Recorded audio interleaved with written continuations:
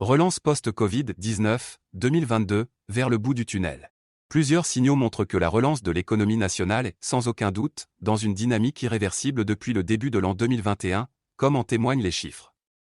Au niveau région, Moyen-Orient et Afrique du Nord, le Maroc devrait enregistrer une croissance économique autour de 6,7% en 2021, soit l'un des taux les plus élevés.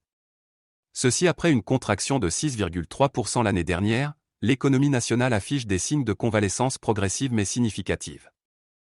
Pour ce qui est de la croissance de notre économie, le rapport du chef de mission du Fonds monétaire international, FMI, pour le Maroc, Roberto Cardarelli, est édifiant.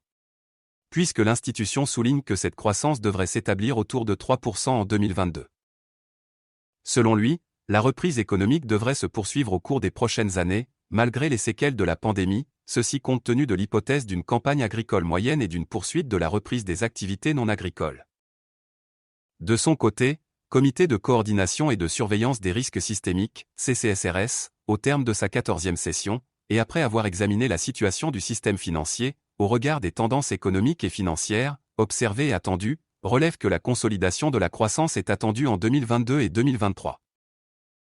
Pour ce qui est des finances publiques, le CCSRS estime que le déficit budgétaire devrait s'atténuer graduellement à 6,3% du PIB en 2022 et puis à 5,8% en 2023, mais le niveau de la dette resterait élevé, notant que ces analyses demeurent, toutefois, empreintes d'incertitudes en lien avec l'évolution de la situation sanitaire au plan national et international.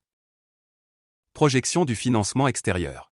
Concernant la position extérieure, le déficit du compte courant devrait, selon les prévisions de Banque Al Maghrib, se creuser à 5,3% du PIB en 2022 avant de s'alléger à 4,9% en 2023, tandis que le niveau des avoirs officiels de réserve permettrait, en tenant compte notamment des projections du financement extérieur du Trésor, la couverture de plus de 6 mois et 20 jours d'importation de biens et services.